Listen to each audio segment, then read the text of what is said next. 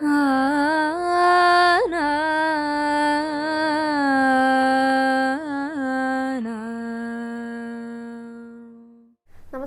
Guruvayur devotees ഓൺലൈനിലേക്ക് ഏവർക്കും സ്വാഗതം. സർവം കൃഷ്ണമയം. കൃഷ്ണായ വാസുദേവായ ദേവകീ നന്ദനായ ച നന്ദഗോപകുമാരായ ഗോവിന്ദായ നമോ നമഃ. ഇന്നത്തെ വീഡിയോയിൽ നമ്മൾ പറയാൻ പോകുന്നത് ഈ പ്രാവുകൾ, അമ്പലപ്രാവുകൾ തലയിൽ കാഷ്ടിച്ച് കഴിഞ്ഞാൽ എന്തെങ്കിലും ദോഷം ഉണ്ടോ എന്നാണ്. ഇത് പറയാനായിട്ട് കാരണമുണ്ട് കേട്ടോ. കഴിഞ്ഞ ദിവസം ഒരു അമ്മേൻ്റെ അടുത്ത് വന്ന് ചോദിച്ചു, ഞാൻ തൊഴാനായിട്ട് നിൽക്കുന്ന സമയത്തെ അപ്പം എൻ്റെ വീഡിയോയിൽ കണ്ടിട്ട് പരിചയമുണ്ട്. അപ്പം അമ്മയ്ക്കാണെങ്കിൽ ഈ പ്രാവ് ഇങ്ങനെ തലയിൽ കാഷ്ടിക്കുകയും ചെയ്തു. അപ്പോൾ കണ്ടപ്പോൾ എൻ്റെ അടുത്ത് ചോദിക്കുക, മോളെ ഇങ്ങനെ ഉണ്ടായി, എന്തെങ്കിലും ദോഷമുണ്ടോ എന്ന് ചോദിച്ചു. അപ്പം അമ്മേൻ്റെ അടുത്ത് സാരമില്ല എന്നൊക്കെ പറഞ്ഞിട്ടുണ്ടായിരുന്നു. അപ്പം ഇതേ ചോദ്യം തന്നെ നമ്മുടെ ഒരു ഭക്ത കമൻറ്റ് ബോക്സിൽ ചോദിച്ചിട്ടുണ്ട്. അപ്പം പലർക്കും അത് അറിയാനായിട്ട് ആഗ്രഹം ഉണ്ടായിരിക്കും എന്ന് തോന്നിയിട്ട് അതിനെക്കുറിച്ച് പറയാമെന്ന് വിചാരിച്ചിരിക്കുകയാണ് കേട്ടോ. ഇതേപോലുള്ള കാര്യങ്ങൾ പലർക്കും സംഭവിച്ചിട്ടുണ്ടായിരിക്കും. ഇപ്പൊ ഗുരുവായൂർ ക്ഷേത്രത്തിൽ നിന്ന് മാത്രമല്ല, ഏതെങ്കിലും ക്ഷേത്രങ്ങളിൽ പോകുകയാണെങ്കിൽ അവിടെയൊക്കെയും ഇതേപോലെ അമ്പലപ്രാവുകൾ ഉണ്ടായിരിക്കും. അവരുടെ കയ്യിൽ നിന്ന് ഇതേപോലുള്ള അബദ്ധങ്ങൾ പലർക്കും ഉണ്ടായിട്ടുണ്ടാകും. വിഷ്ണുവിനുണ്ടായിട്ടുണ്ട് കേട്ടോ, ഒരിക്കൽ ശുക്രനും ഉണ്ടായിട്ടുണ്ട്. ഞാൻ എല്ലാ ദിവസവും ഭഗവാനെ മിഠായി കൊണ്ടുപോയിട്ട് സമർപ്പിക്കാറുണ്ട്. നാരങ്ങ മിഠായി അല്ലെങ്കിൽ ജീരക മിഠായി അങ്ങനെയൊക്കെ. അപ്പോൾ ശുക്രൻ വരുന്ന ദിവസം ശുക്രനാണ് പിടിക്കുക. അത് ഇങ്ങനെ പിടിച്ചു നിൽക്കുന്ന സമയത്ത് ആ മിഠായിയുടെ മേലേക്ക് ഒരു തവണ ഉണ്ടായിട്ടുണ്ട്. അത് കവറൊക്കെ ഇട്ടിട്ടുള്ള മിഠായി ആയിരുന്നു. അപ്പം അങ്ങനെ പലർക്കും ഇതേപോലുള്ള അനുഭവങ്ങൾ പലതവണ ഉണ്ടായിട്ടുണ്ടാവാൻ സാധ്യതയുണ്ട്. അപ്പം ഇന്ന് അതേക്കുറിച്ചാണ് പറയാനായിട്ട് പോകുന്നത് കേട്ടോ. ഈ പ്രാവുകൾ, പ്രത്യേകിച്ച് അമ്പലപ്രാവുകളൊക്കെ നമ്മുടെ തലയിലോ അല്ലെങ്കിൽ ദേഹത്തോ എവിടെയെങ്കിലുമൊക്കെ ആയിട്ട് അവർ ഇതേപോലെയുള്ള പണികൾ കാണിച്ചു വെക്കും. അങ്ങനെയൊക്കെ ഉണ്ടായിക്കഴിഞ്ഞാൽ എന്തെങ്കിലും ദോഷമുണ്ടോ, അതിനെക്കുറിച്ച് എന്താണ് നമുക്ക് പറയാനായിട്ടുള്ളത്, അതിനെക്കുറിച്ച് അതാണ് ഇന്നത്തെ വീഡിയോയിൽ പ്രധാനമായിട്ട് ഉൾക്കൊള്ളിച്ചിരിക്കുന്നത്. പിന്നെയും കുറച്ച് സംശയങ്ങൾ കൂടെ ഞാൻ ചേർത്തിട്ടുണ്ട് കേട്ടോ. അപ്പോൾ അതിലേക്കൊക്കെ കടക്കുന്നതിന് മുൻപായിട്ട് വീഡിയോ എല്ലാവരും മുഴുവനായിട്ട് കാണാൻ ശ്രമിക്കുക. അതിലേക്ക് കടക്കുന്നതിന് മുൻപായിട്ട് നമുക്ക് അലങ്കാരം പറഞ്ഞുകൊണ്ട് തുടങ്ങാം. ഇന്നലത്തെ ഗുരുവായൂരപ്പൻ്റെ അലങ്കാരം പറയാം കേട്ടോ. ഇന്നലെ നമ്മുടെ ഗുരുവായൂരപ്പനെ ആലിലക്കണ്ണനായിട്ടായിരുന്നു ചാർത്തിയിട്ടുണ്ടായിരുന്നു കേട്ടോ. ഒരു കുഞ്ഞുണ്ണികൃഷ്ണൻ ഇങ്ങനെ കിടക്കുകയാണ്. ഒരു 6 മാസമൊക്കെ ആവുന്ന സമയത്താണല്ലോ കുട്ടികൾ ഇങ്ങനെ മലർന്ന് കിടക്കുക. എന്നിട്ട് വിരൽ ഉണ്ണാനായിട്ട് തുടങ്ങുക. അതിന് വിരൽ കുടിക്കുമല്ലോ, കാലിൻ്റെ വിരൽ ഇങ്ങനെ കാല് ഉയർത്തി പിടിച്ചിട്ട്. അതേപോലെയുള്ള അലങ്കാരമായിരുന്നു ഇന്നലെ ചാർത്തിയിട്ടുണ്ടായിരുന്നത്. ചെറിയൊരു ഉണ്ണികൃഷ്ണൻ കാണുമ്പോൾ തന്നെ നല്ല കൗതുകം ഉണ്ട് കേട്ടോ. നല്ല മനോഹരമായിട്ട് ഭഗവാനെ ചാർത്തിയിട്ടുണ്ട്. 3 തിരുമുടി മാലകളുണ്ട്. ഒരെണ്ണം വെള്ളയും പച്ചയായിരുന്നു, ഒരെണ്ണം ചുവപ്പും പച്ചയായിരുന്നു, പിന്നെ ഒരെണ്ണം വെള്ളയായിരുന്നു. അതായത് നന്ദിയാർവട്ടപ്പൂക്കളാണ്.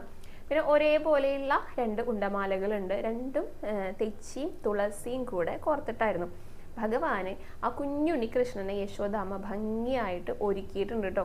പീലി തിരുമുടിയൊക്കെ ഉണ്ട്. കുഞ്ഞുമുടി ഇങ്ങനെ ഇവിടെ കെട്ടിവെച്ചിട്ട് ഭഗവാന്റെ ആ ഒരു രൂപമൊക്കെ നോക്കി ചെറിയൊരു കൃഷ്ണന്റെ ഇങ്ങനെ കെട്ടിവെച്ചിട്ട് അവിടെ ഒരു പീലിയൊക്കെ ചൂടിക്കൊടുത്തിട്ടുണ്ട്. നെറ്റിയിൽ ഗോപി തിലകം, കാതുപൂക്കള്, മുഖത്തേക്ക് ഇങ്ങനെ കാണുമ്പോൾ ഒരു കൗതുകമൊക്കെ തോന്നുന്നുണ്ട് കേട്ടോ. മാലകളും വളകളും തോൾവളകളും കൈവളകളും ഒക്കെ അണിഞ്ഞിട്ടുണ്ട്. വലത്തെ കുഞ്ഞിക്കാലാണ് ഇങ്ങനെ കുടിക്കാനായിട്ട് കൊണ്ടുപോകുന്നത്. ആ കുഞ്ഞിക്കാലുണ്ടല്ലോ 2 കൈകൾ കൊണ്ട് ഇങ്ങനെ പിടിച്ചിട്ടുണ്ട്. ചെറിയ കുട്ടികളുടെ ആ ഒരു കിടപ്പ്, ആ ഒരു രൂപമൊക്കെ ഒന്ന് സങ്കല്പിച്ച് നോക്കിക്കോളൂ കേട്ടോ. അവരങ്ങനെ തന്നെ ചെയ്യാം. ഒരു കാലം ഇങ്ങനെ കൊണ്ടുപോകും, മറ്റേ ഇടത്തെ കാലിങ്ങനെ ഉയർത്തി പിടിച്ചിട്ടുണ്ട്. അപ്പം നല്ല വ്യക്തമായിട്ട് കാണാം. പട്ടുകോണം ഇന്നലെ കൊടുത്തിട്ടില്ല കേട്ടോ. അങ്ങനെ ഉടുക്കാൻ പറ്റിയിട്ടാണ് ഭഗവാൻ ഇന്നലെ കിടക്കുന്നുണ്ടായിരുന്നത്. ഒരു കൗതുകകരമായിട്ടുള്ള, നമുക്കിങ്ങനെ വാത്സല്യമൊക്കെ തോന്നുന്ന, നല്ല സന്തോഷം തോന്നുന്ന ഒരു കാഴ്ചയാണ്.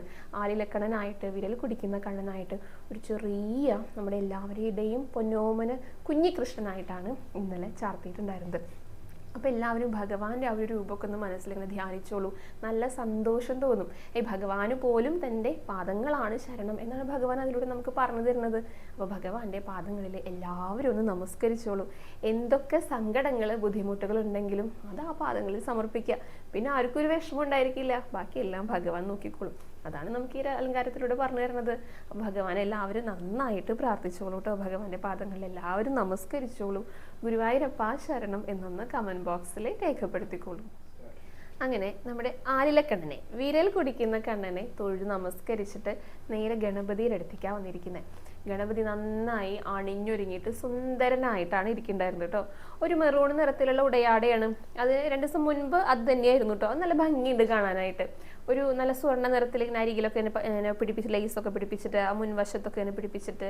അപ്പോൾ ഈ മെറൂണും ഈ സ്വർണ്ണ നിറവും നന്നായിട്ട് യോജിക്കുന്നുണ്ടായിരുന്നു. അതാണ് ആ ഒരു ഭംഗി കാണുന്നുണ്ടായിരുന്നത്. തുമ്പിയിൽ ഒരു ലഡ്ഡുമൊക്കെ കൊടുത്തിട്ടുണ്ട് കേട്ടോ. അപ്പം നല്ല സന്തോഷത്തിലിരിക്കുന്നത്. പിന്നെ നെറ്റിത്തടത്തിൽ ഒരു ചന്ദ്രകലയുണ്ട്. പിന്നെ അതിന് മുകളിലായിട്ട് ഒരു സ്വർണ്ണ പൊട്ടുമുണ്ട്. അങ്ങനെയാണ് നെറ്റിത്തടത്തിൽ അലങ്കാരം. ഒരു മാല കഴുത്തിലിട്ടുണ്ട്. നല്ല വീതിയുള്ള ഒരു മാലയാണ്. ഈ വെളുത്ത കല്ലുകളും നല്ല വെള്ള മുത്തുകളും ഒക്കെ പതിപ്പിച്ചിട്ടുള്ള കുറച്ച് വീതിയുള്ള ഒരു മാല കഴുത്തിൽ അണിഞ്ഞിട്ടുണ്ട്. പിന്നെ ഈ കാതുകൾക്ക് മുകളിലായിട്ട് സ്വർണ്ണ പൊട്ടുകളൊക്കെ ഒട്ടിച്ച് വെച്ചിട്ടുണ്ട്. പിന്നെയുള്ള അലങ്കാരം മൊത്തം കിരീടത്തിന് മുകളിലാണ്. തട്ടായിട്ട് കിരീടം ഉണ്ട് കേട്ടോ. ഓരോ തട്ടിൻ്റെ അവിടെയും ഓരോ മാലകൾ വെച്ചിട്ട്, ഇപ്പോൾ പാലക്കമാല, സ്വർണത്തിൻ്റെ പലതരത്തിലുള്ള ഭംഗിയുള്ള മാലകൾ വെച്ചിട്ട് ഈ കിരീടം അലങ്കരിച്ചിട്ടുണ്ട്. അപ്പോൾ ഏറ്റവും കൂടുതൽ അലങ്കാരം കിരീടത്തിന് മുകളിലാണ്. അപ്പോൾ അത്രയും ഭംഗിയായിട്ടാണ് ഇന്നലത്തെ അലങ്കാരം ഉണ്ടായിരുന്നത്. നല്ല സുന്ദരനായിട്ടിരിക്കുന്ന ഗണപതിയായിരുന്നു. അപ്പോൾ എല്ലാവരും ഗണപതിയുടെ ആ ഒരു രൂപമൊക്കെ നന്നായി മനസ്സിൽ കണ്ടിട്ട് തൊഴുത് പ്രാർത്ഥിച്ചോളൂ. ഗണപതിക്ക് മുന്നിൽ എല്ലാവരും ഒന്ന് ഏത്തമിട്ടോളൂ. ഇനി നമുക്ക് ഭഗവതിയെ കാണാനായിട്ട് പോകാം കേട്ടോ. ഭഗവതി അമ്മ വലിയൊരു സ്വരൂപമായിട്ട് ഇരിക്കുന്നത്. അകത്ത് നമ്മുടെ ഉണ്ണിക്കണ്ണൻ കുഞ്ഞുരുണ്ണിയാണല്ലോ. ഭഗവതി ഒരു അമ്മയുടെ പോലെ തന്നെയാണ് കേട്ടോ ഇരിക്കുന്നത്. ആ ഭഗവാനോടുള്ള ഒരു വാത്സല്യം നന്നായിട്ട് മുഖത്ത് കാണാനുണ്ടായിരുന്നു. മഞ്ഞ നിറത്തിലാണ് ഭഗവതി അമ്മയ്ക്ക് ഉടയാട ഉണ്ടായിരുന്നത്. അത് വളരെ കുറച്ചേ കാണാനുള്ളൂ. നിറയെ പുഷ്പങ്ങൾ കൊണ്ട് മൂടിയിട്ടുണ്ട് കേട്ടോ. 2 മാല കഴുത്തിലണിഞ്ഞിട്ടുണ്ട്. ഒരു സാധാരണ ഒരു സ്വർണ്ണമാല, പിന്നെ കഴുത്തിന് ഏറ്റവും ആദ്യം അണിഞ്ഞിരിക്കുന്ന മാല എങ്ങനെയെന്നറിയോ? വെള്ള നൂല് കൊണ്ട് മുകളിലും താഴെയും ഇങ്ങനെ ചാർത്തിയിട്ട് നടുക്ക് ചെറിയ ചെറിയ സ്വർണ്ണപ്പൂക്കൾ കൊണ്ടുള്ള ഒരു മാല. അത് ഭംഗിയുണ്ടായിരുന്നു കാണാനായിട്ട്. കാതുകളിൽ സ്വർണ്ണ പൊട്ട് വെച്ചിട്ടുണ്ട്. നല്ല ഭംഗിയുണ്ട് ഭഗവതിയമ്മയുടെ മുഖം. ആ ഒരു കുഞ്ഞു പുഞ്ചിരി, ഭഗവാനെ കുഞ്ഞായിട്ട് കാണുന്നുള്ള ആ ഒരു സന്തോഷമായിരിക്കണം ഭഗവതിയമ്മയുടെ മുഖത്ത് കേട്ടോ. നല്ല ചന്തം ഉണ്ടായിരുന്നു കാണാനായിട്ട്. ചെറിയൊരു സ്വർണ്ണപ്പൊട്ട് നെറ്റിയിൽ ഇങ്ങനെ വെച്ചിട്ട് അതിന് മുകളിൽ ഒരു സ്വർണ്ണ ഗോപിയും കൂടെ ഉണ്ട് ഭഗവതി അമ്മയ്ക്ക്. പിന്നെ കിരീടമാണ്. കിരീടത്തിന്റെ അവിടെ ചന്ദനം കൊണ്ട് ഇങ്ങനെ 3 ഇതളുകൾ പോലെ ചാർത്തിയിട്ട് അതിന് നടുക്ക് ചുവന്ന നിറത്തിൽ ഇങ്ങനെ പൊട്ടുകൾ വെച്ചിട്ടുണ്ട്. പിന്നെ അതിന് പുറകിലായിട്ട് അർദ്ധവൃത്താകൃതിയിൽ ഒരു മാല ഇങ്ങനെ വെച്ചിട്ട് അതൊരു കിരീടം പോലെ അങ്ങനെയാണ് തോന്നിപ്പിക്കുന്നുണ്ടായിരുന്നത്. കുറച്ച് വലിയ സ്വരൂപമാണ്. പക്ഷെ മുഖത്തേക്ക് നോക്കുമ്പോൾ ആ കുഞ്ഞിനോടുള്ള, അല്ലെങ്കിൽ നമ്മളെല്ലാവരെയും ഭഗവതി അമ്മ കുഞ്ഞുങ്ങളായിട്ടാണ് കാണുക, സ്വന്തം കുട്ടികളായിട്ട് മക്കളായിട്ടാണ് കാണുക. അപ്പോൾ ആ ഒരു മാതൃവാത്സല്യം അതാണ് ഇന്നലെ തോന്നിയിട്ടുണ്ടായിരുന്നു കേട്ടോ. നല്ല മനോഹരമായിട്ട് ചാർത്തിയിട്ടുള്ള ഭഗവതി അമ്മയുടെ അലങ്കാരം. എല്ലാവരും നന്നായിട്ട് ഭഗവതിനെ മനസ്സിൽ ധ്യാനിച്ചിട്ട് തൊഴുത് പ്രാർത്ഥിച്ചോളൂ. ഭഗവതി അമ്മയ്ക്ക് മുന്നിലും എല്ലാവരും ഒന്ന് നമസ്കരിച്ചോളൂ കേട്ടോ. ഇനി അയ്യപ്പനെ കാണാനായിട്ടാണ് വന്നിരിക്കുന്നത്. കറുപ്പ് നിറത്തിലുള്ള ഉടയാടയാണ് അയ്യപ്പൻ ഉണ്ടായിരുന്നത്. പക്ഷെ കറുപ്പ് കുറച്ചേ കാണുള്ളൂ കേട്ടോ. നിറയെ സ്വർണ്ണ നിറത്തിലുള്ള പൊട്ടുകളാണ്. അങ്ങനെയായിരുന്നു ഉടയാട. 2 മാലയുണ്ട്. അപ്പോൾ ആദ്യം ചുവടെയായിട്ട് ഒരു കാശുമാലയാണ്. അതിന് നടുക്കൊരു സ്വർണ്ണപ്പൂ ഒട്ടിച്ച് വെച്ചിട്ട് പിന്നെ ചാർത്തിയിരിക്കുകയാണ് കേട്ടോ. ഈ ചുവന്ന പട്ട് വെച്ചിട്ട് അരികിലൊക്കെ വെളുത്ത നൂല് കൊണ്ടുള്ള ഒരു പ്രത്യേക മാല ഇങ്ങനെ ചാർത്തിയിരിക്കുക. കാതുകളിൽ വലിയ സ്വർണ്ണ പൊട്ട് വെച്ചിട്ടുണ്ട്. നല്ല മനോഹരമായിട്ടുള്ള മുഖചാർത്ത് പ്രത്യേകം പറയേണ്ടതാണ് കേട്ടോ.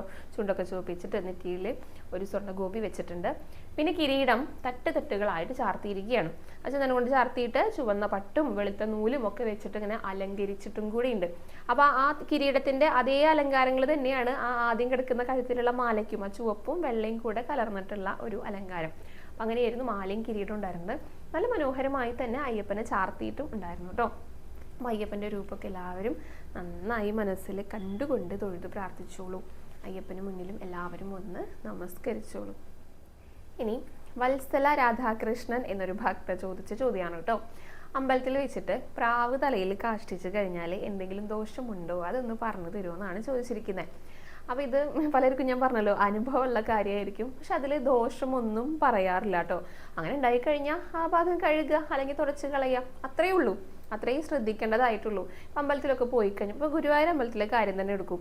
നിറയെ പ്രാവുകളുണ്ട്. അമ്പലപ്രാവുകൾ തന്നെയാണ് അവരെ വിളിക്കുക തന്നെ ചെയ്യുക. അതിപ്പോൾ ഏത് അമ്പലത്തിലാണെങ്കിലും അങ്ങനെയാണ് വിളിക്കുക. അവർ ആ ചുറ്റമ്പലത്തിൻ്റെ അവിടെയൊക്കെ തൂണിൻ്റെയൊക്കെ മുകളിലായിട്ട് സുഖമായിട്ട് താമസിക്കുന്നവരാണ്. അപ്പോൾ അതിലൂടെ ആര് പോയാലും ഇപ്പോൾ അങ്ങനെയൊക്കെ സംഭവിച്ചു എന്ന് വരാം. ചിലപ്പോൾ ശിവേലിക്കൊക്കെ കൊടുക്കുന്ന സമയത്ത് വിളക്ക് പിടിക്കുന്നവരുടെ ദേഹത്തായിരിക്കാം, ചിലപ്പോൾ കൊട്ടുന്നവരുടെ മേളക്കാരുടെ ദേഹത്തായിരിക്കാം. അപ്പോൾ മുന്നിൽ നിൽക്കുന്നവരുടെ അടുത്ത് വന്ന് പിന്നിൽ നിൽക്കുന്ന ആൾ തുളച്ചു കൊടുക്കുക, അത്രയേ ഉള്ളൂ. ചിലപ്പോൾ ആനയുടെ പുറത്തേക്കായിരിക്കാം, ആനപ്പുറത്ത് ഇരിക്കുന്നവരുടെ മേലിക്കായിരിക്കാം, ചിലപ്പോൾ തിടമ്പിൻ്റെ മേലിക്ക് പോലും ആവാറുണ്ട്. പ്രാവിന് എന്ത് തിടമ്പ്, അങ്ങനെയാണ്. അപ്പോൾ അങ്ങനെയൊക്കെ ഉണ്ടായിക്കഴിഞ്ഞാൽ പോലും പുണ്യാഹം സംഭവിക്കില്ല. അത് വൃത്തിയാക്കുക, ശുദ്ധാക്കുക, അത്രയേ ഉള്ളൂ. പുണ്യാഹം ഒന്നും അങ്ങനെയൊന്നും സംഭവിക്കാറില്ല. കാരണം ഈ പ്രാവുകളൊക്കെ അമ്പലവാസികളാണ്. അതുകൊണ്ട് തന്നെയാണ് അങ്ങനെ പറയുന്നത് കേട്ടോ. പിന്നെ അത് വൃത്തിയുള്ള സ്ഥലത്ത് മാത്രമേ ഉണ്ടാകുള്ളൂ. ഈ കാക്കയുടെ ഒന്ന് കാര്യം ഒന്ന് ആലോചിച്ച് നോക്കി നോക്കൂ. കാക്കയുടെ കാര്യമാണ് പറയണമെങ്കിൽ നേരെ വിപരീതമാണ് കേട്ടോ. കാക്ക തലയിൽ കാഷ്ടിച്ച് കഴിഞ്ഞപ്പോൾ തലയിൽ തന്നെ വേണമെന്നില്ല, ദേഹത്തെ എവിടെയെങ്കിലും ആയിക്കഴിഞ്ഞാൽ അപ്പോൾ പോയിട്ട് കുളിക്കണം എന്നാണ് പറയുക. ഈ കാക്ക നമ്മൾ നടന്നു പോകുന്ന സമയത്തൊക്കെ ചിലപ്പോൾ തലയിൽ വന്നിട്ട് ഇങ്ങനെ കൊത്തൊക്കെ ചെയ്യും. അപ്പോൾ ഈ കാക്കയുടെ സ്പർശനം ഏറ്റുകഴിഞ്ഞാൽ കാക്കയാണ് ഇതുപോലെ ചെയ്തതെങ്കിൽ അപ്പോൾ പോയിട്ട് കുളിക്കണം എന്ന് പറയും. പ്രാവിന് അങ്ങനത്തെ കാര്യമൊന്നുമില്ല. അവരെയൊക്കെ ബ്രാഹ്മണരായിട്ടാണ് പറയുന്നത്. ഞാൻ ഏതൊക്കെ വിഭാഗങ്ങളാണെന്ന് പറഞ്ഞു തരാം കേട്ടോ. ഇപ്പോൾ ഈ പ്രാവിന് നമ്മൾ ഭക്ഷണം കൊടുക്കാമെന്ന് വിചാരിക്കും. കാക്കയ്ക്ക് നമ്മൾ വൃത്തിയുള്ള നല്ല ഭക്ഷണമാണ് കൊടുത്തെങ്കിൽ കൂടിയിട്ട് പ്രാവ് അത് കഴിക്കും. പക്ഷേ ഒരു എച്ചിലിൻ്റെ ഇല അപ്പുറത്തേക്ക് എറിഞ്ഞു കഴിഞ്ഞാൽ കാക്ക ഇത് വിട്ടിട്ട് അങ്ങോട്ടേക്ക് ഓടി വരും. അപ്പോൾ അതാണ് കാക്കയും തമ്മിലുള്ള ഒരു വ്യത്യാസം, പ്രാവും കാക്കയും തമ്മിലുള്ള ഒരു വ്യത്യാസം പറയുന്നത് കേട്ടോ. അതേപോലെ തന്നെ ഈ നായ്ക്കള് അവരൊക്കെ ഇതുപോലെ ക്ഷേത്രത്തിലൊക്കെ കയറി കഴിഞ്ഞാൽ ബുദ്ധിമുട്ടാണ്, അശുദ്ധിയൊക്കെ ആകും. അപ്പം അങ്ങനെ നായ്ക്കളെ ഒന്നും കയറ്റാറില്ല. പക്ഷെ പൂച്ചകൾക്ക് കുഴപ്പമില്ല. പൂച്ചനെയൊക്കെ പലരും കണ്ടിട്ടുണ്ടായിരിക്കും, ഈ ക്ഷേത്രത്തിനകത്ത് ഓടി നടക്കുന്ന പൂച്ചകൾ. നമ്മൾ ക്യൂ നിൽക്കുമ്പോഴൊക്കെ ഗുരുവായൂർ ക്ഷേത്രത്തിൽ ഇപ്പോൾ പ്രാദേശികത്തിൽ തന്നെ ക്യൂ നിൽക്കുന്ന സമയത്ത് ചിലപ്പോൾ മുകളിൽ കൂടെ ഇങ്ങനെ നടന്നു പോകുന്നുണ്ടായിരിക്കും. യാതൊരുവിധ കൂസലില്ലാണ്ട് ഇങ്ങനെ നടന്നു പോകും.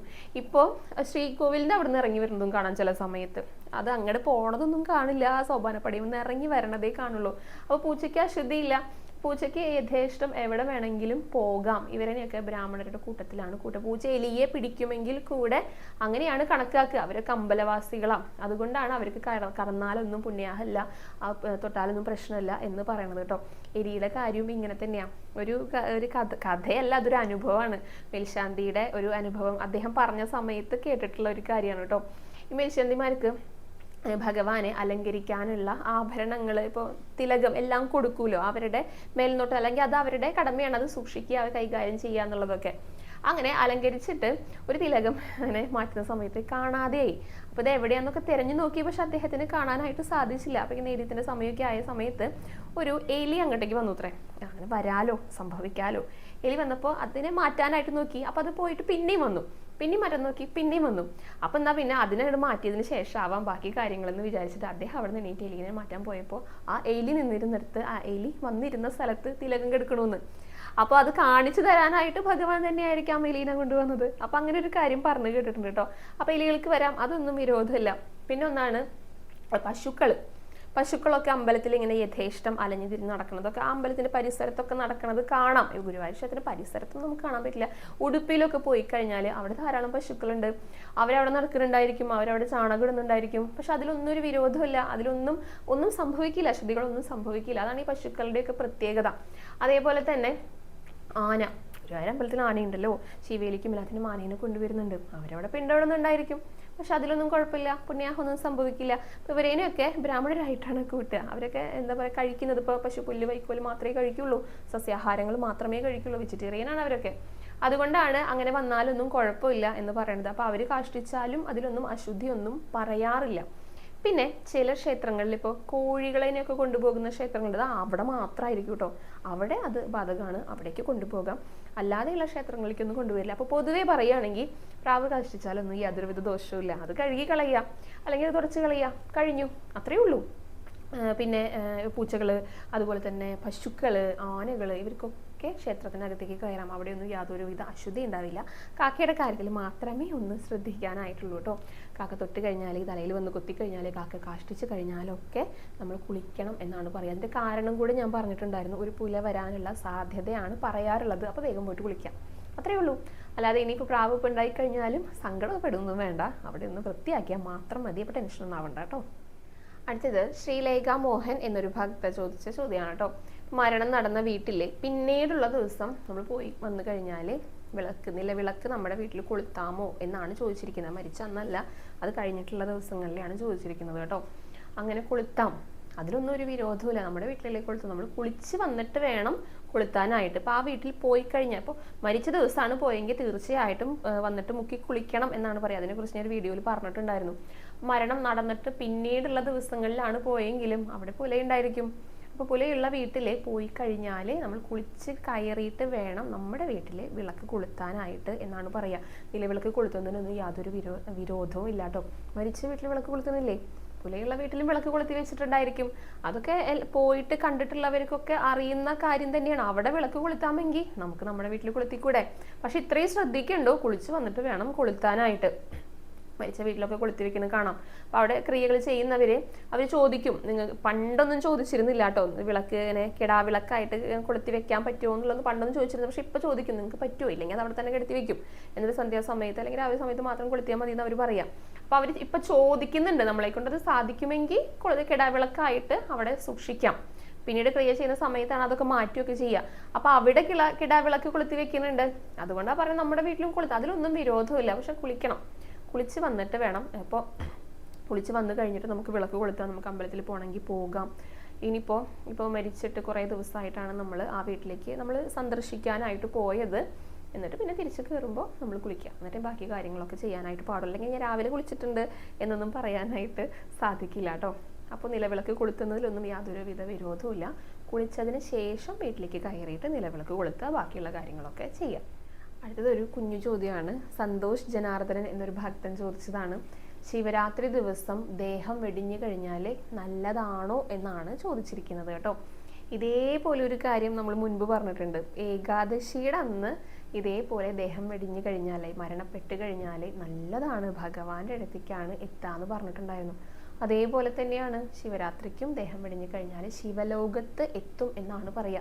അവരത്രയും വലിയ ശിവഭക്തരായിരിക്കും, ഭഗവാന്റെ അടുത്തേക്ക് തന്നെ എത്തിക്കും. അപ്പം അങ്ങനെയാണ് പറഞ്ഞു കേട്ടിട്ടുള്ളത് കേട്ടോ. ശിവലോകത്ത് എത്തും എന്നാണ് പറയാറുള്ളത്. ഇനി നമുക്ക് ഈ വർഷത്തെ ആനയോട്ടത്തെക്കുറിച്ച് പറയാം കേട്ടോ. ഈ വർഷം 2026 പ്രസിദ്ധമായിട്ടുള്ള ഗുരുവായൂർ ആനയോട്ടം നടക്കുന്നത് ഈ ഫെബ്രുവരി 28 ശനിയാഴ്ചയാണ്. അപ്പോൾ ആനയോട്ടത്തിൻ്റെ പ്രത്യേകതകളൊക്കെ പലർക്കും അറിയുന്നുണ്ടായിരിക്കും. ആ ആനയോട്ടത്തിൽ വിജയിച്ച ആനയ്ക്കായിരിക്കും ഭഗവാന്റെ സ്വർണ്ണത്തിടമ്പ് എഴുന്നള്ളിക്കാനുള്ള ഒരു ഭാഗ്യം ലഭിക്കുക. പിന്നെ ആന VIP ആയി. അപ്പോൾ നമുക്ക് ആനയോട്ടത്തെക്കുറിച്ചൊന്ന് പറയാം കേട്ടോ. ഈ ശനിയാഴ്ച ദിവസം ഉച്ച തിരിഞ്ഞിട്ട് 3 മണി 3 അടിച്ചു കഴിഞ്ഞാൽ പാരമ്പര്യ അവകാശികൾ ഈ ആനയ്ക്ക് കെട്ടാനുള്ള കുടമണികളൊക്കെ എടുത്തിട്ട് പാപ്പാന്മാരെ ഏൽപ്പിക്കും. അവരവിടെ നിന്ന് ഓടി വരുന്ന കാഴ്ചയൊക്കെ നമ്മൾ കണ്ടിട്ടുണ്ട്. നേരിട്ട് കണ്ടവരുണ്ട്, പിന്നെ TV-യിലും അങ്ങനെ ന്യൂസ് ചാനലിലും ഒക്കെ കാണുന്നവരുണ്ടായിരിക്കും കേട്ടോ. അങ്ങനെ ഓടി വരുമ്പോൾ ഈ മഞ്ജുലാലിന്റെ പരിസരത്ത് ആനകളെയൊക്കെ കുളിപ്പിച്ച് തയ്യാറാക്കി ഇങ്ങനെ നിരത്തി നിർത്തിയിട്ടുണ്ടായിരിക്കും. അപ്പോൾ ആരാണോ ആനയുടെ പാപ്പന്മാർ, അവർ ഓടി വന്നിട്ട് ആനയുടെ കഴുത്തിൽ ആ കുടമണികളൊക്കെ കെട്ടി കൊടുക്കും. ഇതൊക്കെ വളരെ വേഗത്തിലാണ് കേട്ടോ നടക്കുക. അങ്ങനെ മാരാര് ശംഖൂതി കഴിഞ്ഞാലാണ് ആനയോട്ടം ആരംഭിക്കുക. ആനകളൊക്കെ ഇങ്ങനെ കുടുങ്ങി ഓടുന്നത് കാണാനായിട്ട് അതിപ്പോൾ നല്ല കൗതുകമുള്ള ഒരു കാഴ്ചയാണ്. ഇരുവശങ്ങളിലായിട്ട് നിറയെ ഭക്തജനങ്ങൾ ഇങ്ങനെ തിങ്ങിക്കൂടി നിൽക്കുന്നുണ്ടായിരിക്കും.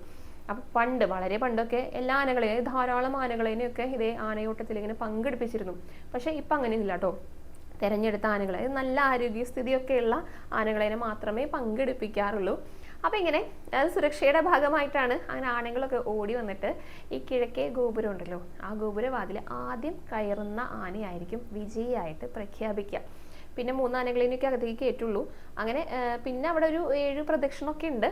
അപ്പം അതൊക്കെ കഴിഞ്ഞിട്ട് ഈ വിജയിയായിട്ടുള്ള ആനേനെ ആ ആനയുടെ കെട്ടുന്ന ആ ഭാഗം ഉണ്ടല്ലോ, ചുറ്റമ്പലത്തിനകത്ത് വടക്ക് ഭാഗത്ത്, അവിടെ കൊണ്ടുപോയിട്ടാണ് നിർത്തുക. അപ്പം ആനയുടെ നിപ്പും ഇരിപ്പും കിടപ്പും ഭക്ഷണം കഴിക്കലും കുളിയും ഒക്കെ അവിടെ ആയിരിക്കും.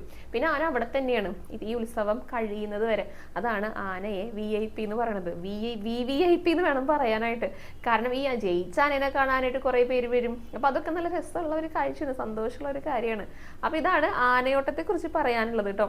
ഇനി ഈ ആനയോട്ടം ഉണ്ടായതിന് പുറകിലും ഒരു ഐതിഹ്യ കഥ പറയുന്നുണ്ട്. പണ്ട് കാലത്ത് ഗുരുവായൂരപ്പൻ ഇങ്ങനെ ആനകളൊന്നും ഇല്ലായിരുന്നു. ഉത്സവകാലത്തൊക്കെ ഈ തൃക്കണാമതിലകം എന്ന് പറഞ്ഞിട്ടുള്ള ക്ഷേത്രത്തിൽ നിന്ന്, കൊടുങ്ങല്ലൂരടുത്തുള്ള ശിവക്ഷേത്രമാണത്, അവിടെ നിന്നാണ് ആനകളെയൊക്കെ കൊണ്ടുവരിക. അപ്പോൾ ആ പ്രാവശ്യത്തെ ഉത്സവത്തിന് എന്തൊക്കെയോ കാരണങ്ങൾ കൊണ്ട് ആനയെ പറഞ്ഞയച്ചില്ല. അപ്പോൾ രാവിലെ ആനയില്ലാത്ത ശീവേലിയാണ് അന്ന് നടന്നത്. അപ്പോൾ ആ ഒരു ആനയില്ലാതെ അന്ന് നടന്ന ശീവേലിനെ അനുസ്മരിക്കാൻ വേണ്ടിയിട്ടാണ് ഇപ്പോൾ ഈ ആനയോട്ടത്തിൻ്റെ അന്ന് രാവിലത്തെ ശീവേലി ആനയില്ല ശീവേലിയായിട്ട് നടത്തുക. അപ്പോൾ ആന വരാൻ പാടില്ല. അപ്പോൾ അന്ന് ആനയോട്ടം വരെ ആനകളെ ഇന്ന് പരിസരത്തേക്ക് കൊണ്ടുവരാൻ പാടില്ല എന്നാണ് പറയുക. പിന്നെ ആനയോട്ടത്തിൻ്റെ സമയത്താണ് ആനകൾ എത്തുക. അങ്ങനെ ആനയില്ല ശീവേലി അന്ന് അവിടെ കഴിഞ്ഞു. പക്ഷെ ഉത്സവത്തിന് എഴുന്നള്ളിപ്പിൻ്റെ സമയമായി കഴിഞ്ഞാൽ പിന്നെ ആന വേണ്ടേ. അപ്പം എല്ലാവരും അയ്യോ ആനയില്ലല്ലോ, ആന വന്നില്ലല്ലോ എന്നൊക്കെ ഇങ്ങനെ സങ്കടപ്പെട്ടിരിക്കുന്ന സമയത്താണ് അവിടെ തൃക്കണാമതിലകത്ത് അവിടുത്തെ ഉത്സവത്തിനായിട്ട് ആനകളെ ഒരുക്കി നിർത്തിയിട്ടുണ്ടായിരുന്നു. കുടമണികളൊക്കെ കെട്ടിയിട്ട് നല്ല കുട്ടപ്പനായിട്ടുള്ള ആനകളെ അവരൊക്കെ ഇവിടെ ഗുരുവായൂരിലേക്ക് ഓടി വന്നു എന്നാണ് ഐതിഹ്യം പറയണത്. അപ്പോൾ ആ ഒരു ഐതിഹ്യത്തെ അനുസ്മരിക്കാൻ വേണ്ടിയിട്ടാണ് ആനയോട്ടം ഗുരുവായൂർ ഉത്സവത്തിന്റെ ഭാഗമായിട്ട് നടത്തുന്നത് കേട്ടോ. അപ്പോൾ കുടമണിയൊക്കെ കെട്ടിയിട്ട് ഒരുക്കി നിർത്തിയിരുന്ന ആനകളിൽ ഓടി വന്നേ, അതാണ് ആനയോട്ടത്തിന് ഇവിടെയും ആനകൾക്ക് മണികളൊക്കെ കുടമണികളൊക്കെ കെട്ടിക്കൊടുക്കുന്നത്, എന്നിട്ട് ആനയോട്ടം നടത്തുന്നത്. അപ്പോൾ ആ ഒരു ആനയോട്ടാണ് ചരിത്ര പ്രസിദ്ധമായിട്ടുള്ള ആനയോട്ടത്തോട് കൂടിയിട്ടാണ് ഉത്സവം കൊടി കയറുന്നത്. ആ ഉത്സവ ചടങ്ങുകളൊക്കെ ആരംഭിക്കുന്നത്. അത് ഈ വരുന്ന ശനിയാഴ്ചയല്ല, 28 ഫെബ്രുവരി 28 ശനിയാഴ്ചയാണ് ആനയോട്ടം നടക്കുന്നത് കേട്ടോ. അപ്പോൾ ആനയോട്ടത്തെക്കുറിച്ച് ഇത്രയൊക്കെയാണ് പറയാനായിട്ട് ഉള്ളത് കേട്ടോ. ആനയോട്ടം കാണണമെന്ന് ആഗ്രഹിക്കുന്നവരൊക്കെ ഉണ്ടായിരിക്കും. പലരും ഈ റീൽസിലൂടെ നമ്മുടെ വീഡിയോസിലൂടെ ഒക്കെ കാണാറുണ്ട്. നേരിട്ട് കാണണമെന്ന് ആഗ്രഹിക്കുന്നവർക്ക് വരാം. നല്ല വെയിലൊക്കെ ഉള്ള സമയമാണ്. എന്നാലും നിറയെ ഭക്തരെ, ആ ആനപ്രേമികൾ കാണണം എന്ന് ആഗ്രഹിക്കുന്നവരൊക്കെ തിരിച്ചു കൂടിയിട്ടുണ്ടായിരിക്കും. നല്ല തിരക്കുള്ള ഒരു ദിവസം കൂടിയാണ് ഈ ആനയോട്ടത്തിന്റെ സമയത്ത്. അപ്പോൾ കാണണമെന്ന് ആഗ്രഹിക്കുന്നവർക്കൊക്കെ വരാട്ടോ, ആനയോട്ടമൊക്കെ കാണാം.